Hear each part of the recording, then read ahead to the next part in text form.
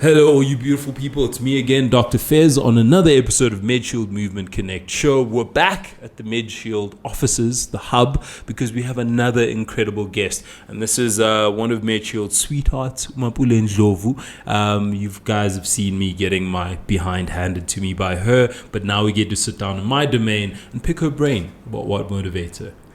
Get ready to know what you don't know about being body brilliant. This is the Medshield Movement Connect show, where we connect the dots between fitness, health, wellness, nutrition, and of course you.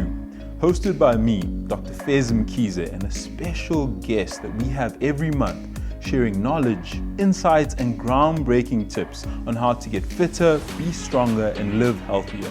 Turn up the volume and listen close. Today you amplify. It's the Medshield Movement Connect show. Let's go. Mapule, thank you so much for sitting down with me. Finally, I feel like when we meet, you're trying to take me through a very intense workout. I like this dynamic. I was just like introducing myself to you. You know what I mean? Listen, it's a big introduction. You do so much, and you're such a very motivational person. And I loved our workouts together, even though I was injured. So, you've been a Medshield ambassador for quite some time, and everybody knows you as this dynamic force who's able to get people off their butts and moving. But how did you get into the wellness space? Sure. It's so interesting how I'm gonna start by just saying a lot of people get into this wellness space for wrong reason, but with me it was I needed direction in my life, and I didn't know where to go, and almost closer to being depressed because I'm from Alex, and there where I grew up there wasn't someone that I aspired to be like. You know, when you're in an environment where you don't see yourself, or you don't see someone that you say, I want to be like that person, you know, and I've always had that thing that I don't want to be that girl that will be chilling and doing nothing. And at the back of my mind, there was always something that says, I want to be the inspiration that I don't see. I want to be that person because I don't see who I want to be here. So I want to inspire the young ones.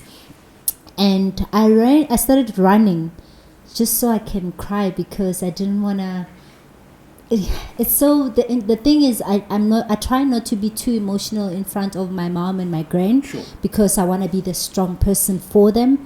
And then the running was a point where I can be vulnerable to myself and release. So it was purely for an emotional release when I started running. But because the roads are not user friendly in Alex, I joined one of the local gyms to do some aerobics, and 2012 on the 10th of March, which was on my birthday. You remember it like yes, 12 o'clock 10th of March 2012. That's how that was the best gift of my life, because and that was the year that really completely changed my life. 2012, the 10th of March, the Institute of Fitness Professionals came to Alex. In the midst of everyone that was there, they saw potential in me. Sometimes I'm like, you know, opportunity, preparation, those things, they just like come together. Because it was on my birthday and I could have just sat at home and eat cake and just like chill. But because fitness had become that thing that made me feel good and confident and open-minded and feel like there's more, there's better, I feel good about myself, I decided to go to the gym, and they asked if I was studying anything. What was I doing with my life? Would I like to study fitness? And at that point in time, I could have done anything. Sure. Because there was a point where I wanted to be a soldier, Air Force, specifically Air Force. This is why you kill workouts, by the way. There was a point where I wanted to be a nurse. Should have been one. You could have been me and you in the hospital, sorting stuff out, making sure people are doing burpees. And there was a point when I wanted to do clinical engineering. So I've always been aligned to the fields where you give. It's not about you. It's about service, serving people. Yeah. And yeah, I studied exercise science before I actually started studying. I went for a fitness forum at Virgin Active in somewhere in Four Ways, and the manager was like, I want that girl to come work here. The institute said she doesn't know anything about fitness. Literally, she hasn't even started studying. And they said, no, we'll teach her. It's fine. Let her come in. So working and studying at the same time, I did exercise science. And I got to a point in my life where I needed more change, you know.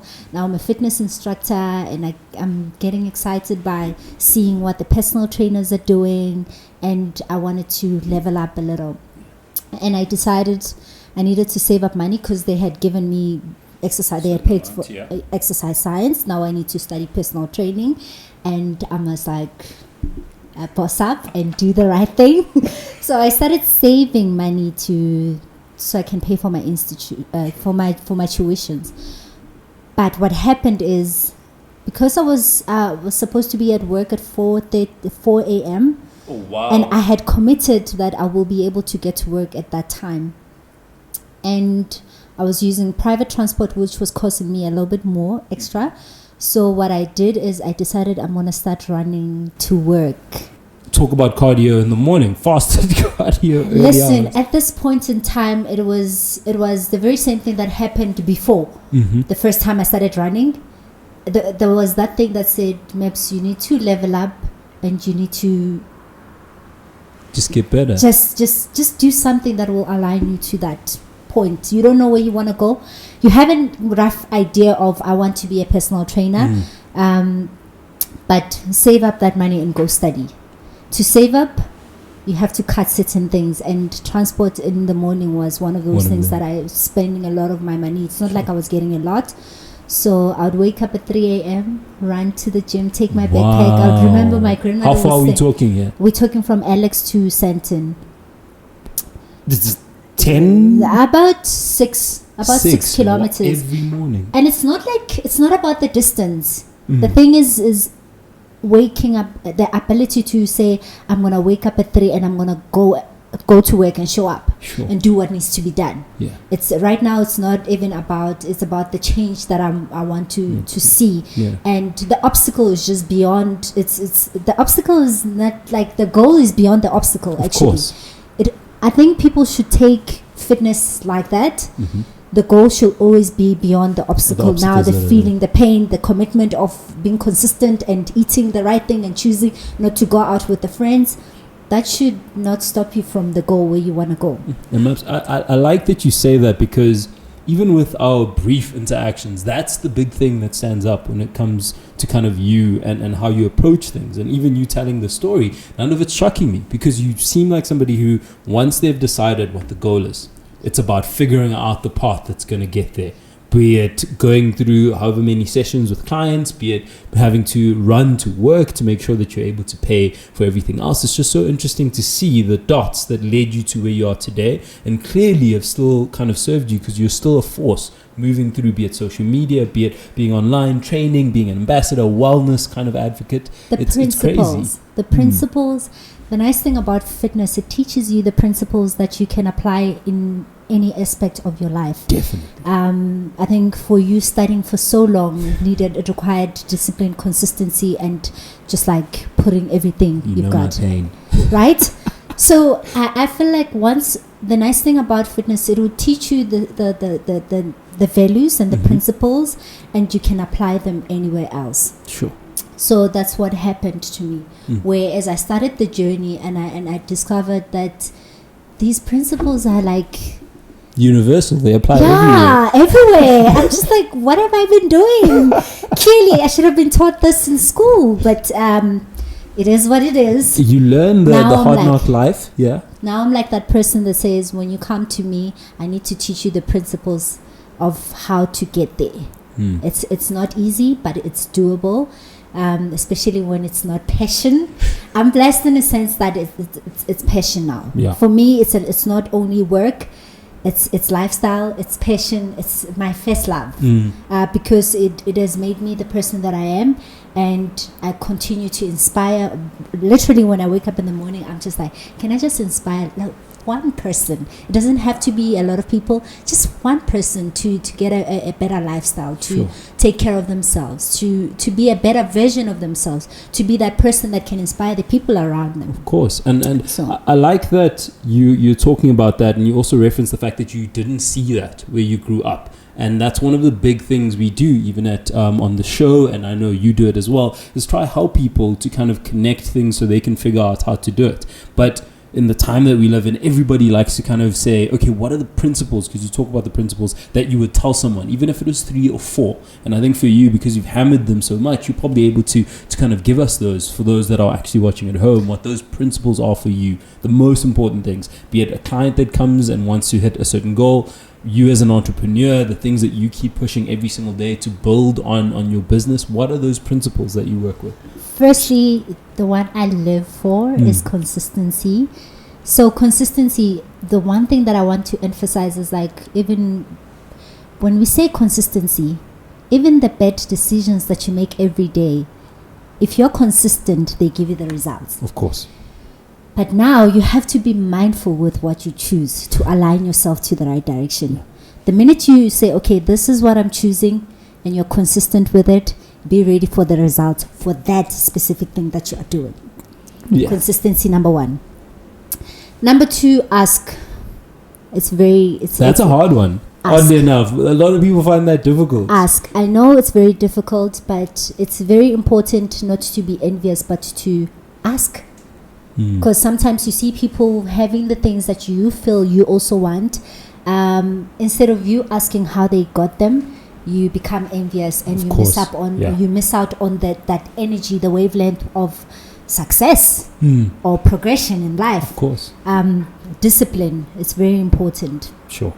You have to be disciplined. Discipline and consistency, they go together. They're like best friends. Hard work. There we go. Hard work. I feel like all of these are such longevity things that you do on a as you say, consistent basis. Because hard work, I know everybody likes to use it all the time. I'm working very hard. Things are being pushed, but I know from just watching you and having stalked you on social media, you literally define discipline in conjunction with hard work. So I think that's, for me, probably one of the big things. Even before you even said it, I already knew in my head that that's something that me and you have in common, regardless of the sphere that we work in. Yeah. Discipline. I can't even emphasize the discipline that's required to get anything in life. It's like, if you want to be a millionaire, you must learn the principles and the disciplines that you need to do to be in that space. If you want to have that amazing body, you need to learn the discipline to, the principles, like, they just like, if you want to have the amazing family life, there's disciplines that you need to have to acquire, like. And speaking of that, with your discipline, where are you seeing your discipline taking you? Because I'm talking about all the stuff you've done, and you talk about where you started, humble beginnings, and I'm impressed by where you are right now. But where is it you're seeing yourself? Because you seem like somebody who has a plan, boom, boom, boom, and I know 5 years from now, this is what I'd like to have. So where are we 5 years from now? What are the things we're getting in the pipeline? Books. I want my own gym. There we go. Your own gym. I would love to own my own gym, a female gym, where I get all the ladies to like boss up, teach them the principles and work on that confidence, because a lot of women struggle with self-confidence. Whether you as a person, you look at them and you think they look amazing, but I think I want to really, really teach and be like a coach that helps people just live their best lives through fitness in my gym space. And I would love to have like a fitness book eventually someday. I would love to have like an online training platform. And I'm loving that you're saying all of these things here, because we're recording you and we're going to be asking you over this 5 years, guys. I need you to be keeping a lookout for gyms, for books, an online platform that goes across the world. Yeah. I mean, unfortunately, we never have enough time to really dig in, but this is why I like it, because that means you have the first session now, and we're going to probably have 2 or 3 more with you. But thank you so much for sitting down with me. Thank you for having me. As I say, you're very inspirational to me. Anytime we get to work out together, I know I'm going to have to bring my A game and maybe 2 braces for my knees. But please do come back. Tell us those next 2 names. And everybody at home, thank you for sitting down. This has been another Medshield Movement Connect show with a face that you probably like more than me, to be honest with you. But that's okay, because she's inspiring. For me, Dr. Fez, I'll see you next time.